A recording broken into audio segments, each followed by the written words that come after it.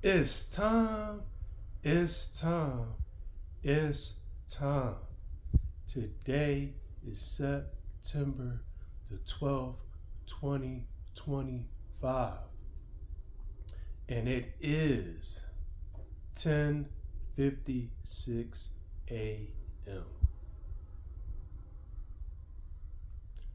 Reinvention, reinvention, reinvention. As you can see in the thumbnail, we have the picture of the oldest man in history to win a title and to defend the title. Philadelphian, Philly native, just like myself, Bernard the Executioner, B-Hop, the alien, promoter, entrepreneur, Hopkins. The pedigree speaks for itself. The success speaks for itself. The receipts speak for itself. The residual speaks for itself. The results speaks for themselves.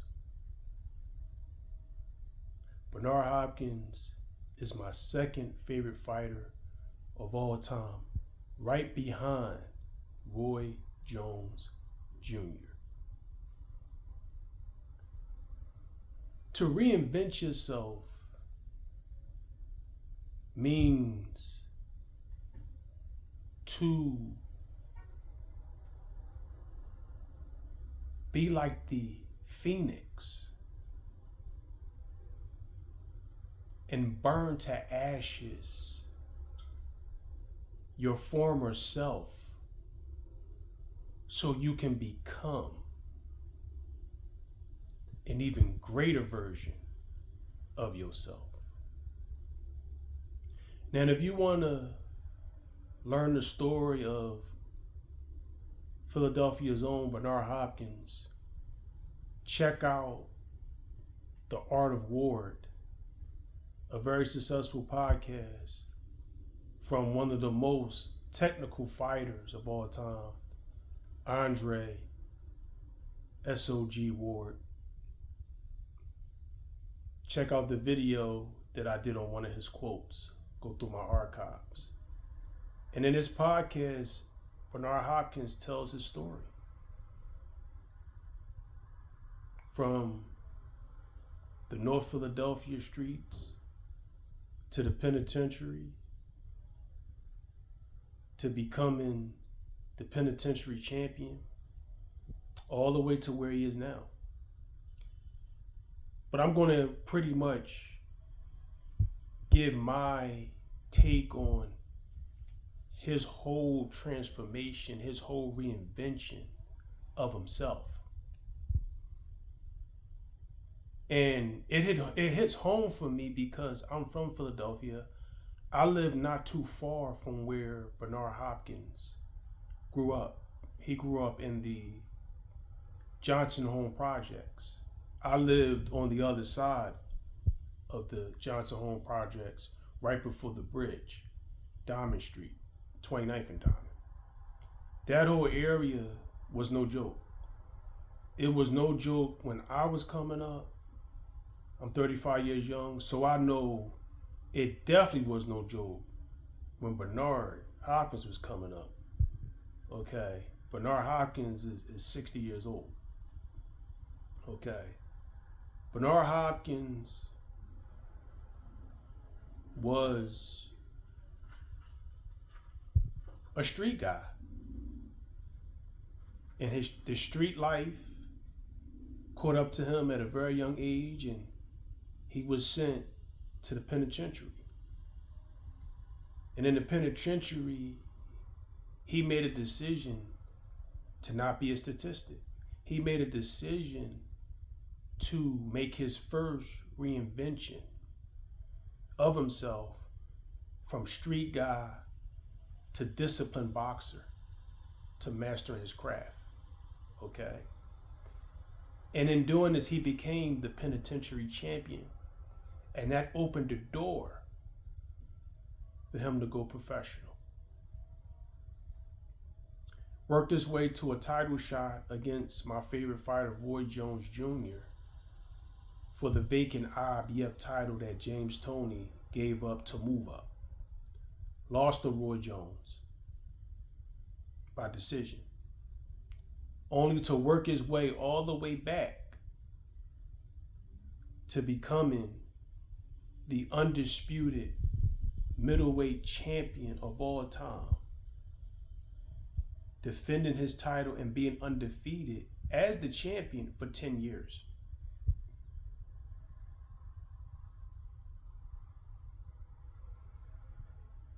Becoming the winner of the middleweight tournament that Trinidad was supposed to win. But Bernard Hopkins became that champion.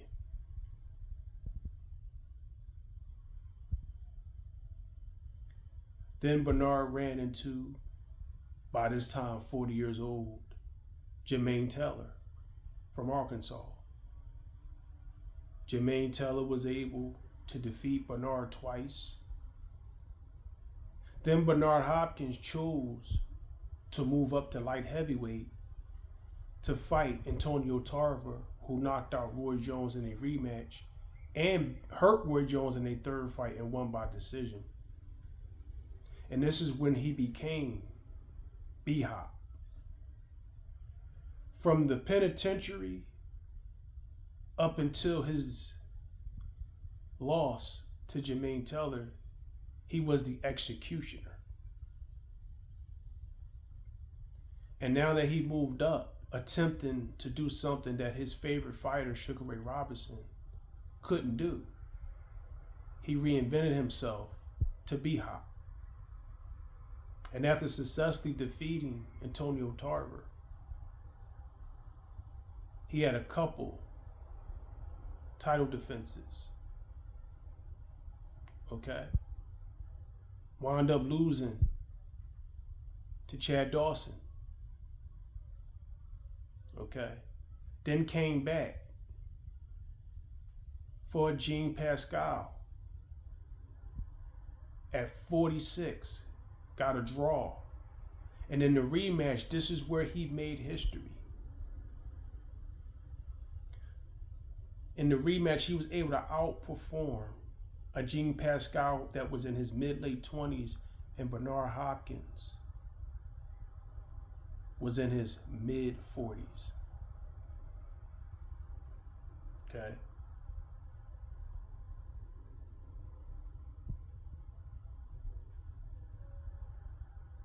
He beats Jean Pascal. And from that point on, he becomes the alien. He becomes the alien. Beating guys way younger than him with this. And with this, you know, just like Bernard said, just throw it. Move, just throw it. Because that lead right is a straight jab. It's very dangerous. And that was Bernard Hopkins' best punch and one of my favorite punch. He became the alien. He had a fight against a guy at the Leocourt Center. Okay? He was able to beat Tavares Cloud for an IBF title. And he had a run in his mid to late 40s, going into his 50s as the alien, and was able to go the distance with Sergey Kovalev, who was the boogeyman at that time, who he lost to. And then after that, he had one final fight. Okay. And he was knocked out the ring. But the fact he was competing in his 40s to his 50s is alienish. Coined the name, the alien. But I forgot one thing. I forgot one of his losses to Joe Kawasaki He lost to Joe Kawasaki. Okay. He lost to Joe Kawasaki. And I believe that, forgive me, it's been a while. I didn't do my due diligence. I'm going based off of my remembrance. Lost to Joe Kawasaki, and he wound up fighting Tavares Cloud for a title. I'm not sure if he lost. He lost to Joe Kawasaki first. Then he wound up fighting Roy Jones in a regular fight, wasn't a title fight. Roy Jones and him took part 2. And then he wound up fighting. At some point, he fought Tavares Cloud for a title because that's when he became the oldest man in history to win a title for a second time and to defend his title.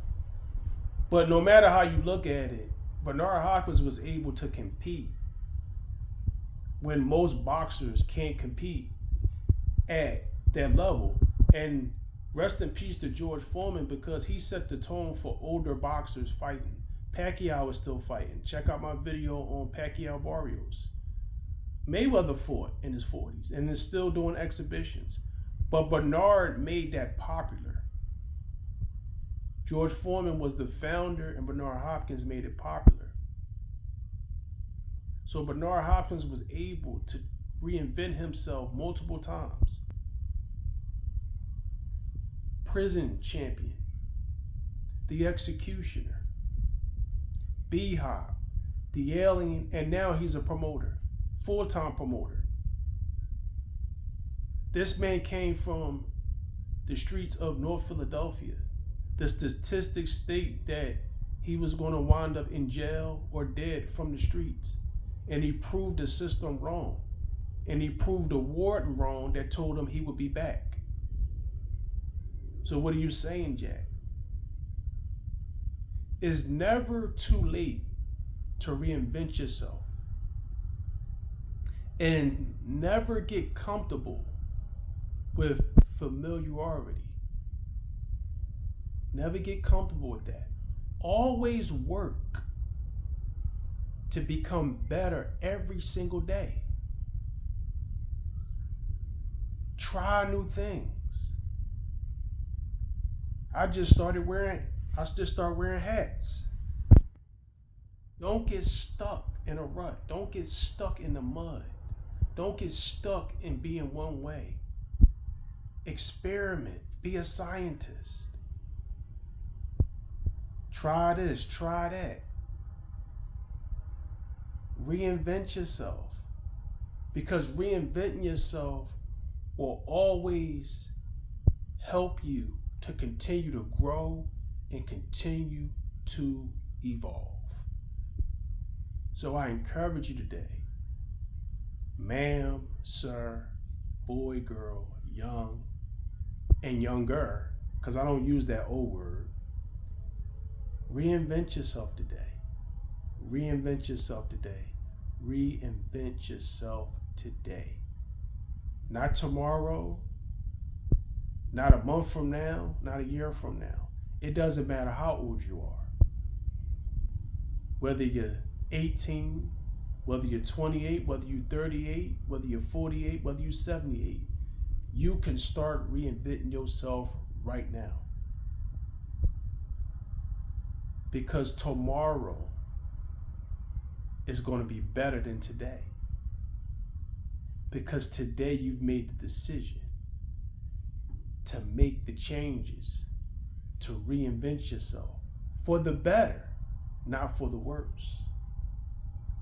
Okay? You got so much life to live. Your life is not over. Your life has just begun. I don't care how old you are.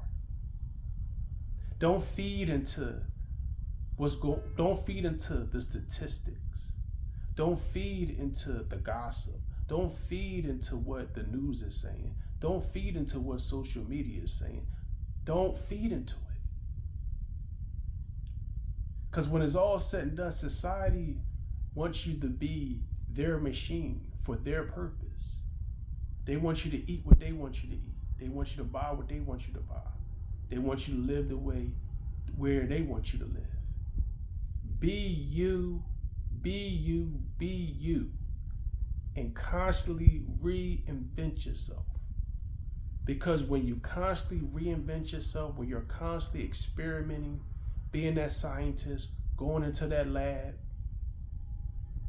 keeping what works, throw out what don't, you're never settled. You're never stuck. You're never stationary. And you stay young. Enjoy your day, enjoy your week, and always remember, life is a game of chess, and every move counts. Know the board, know the pieces, win the game.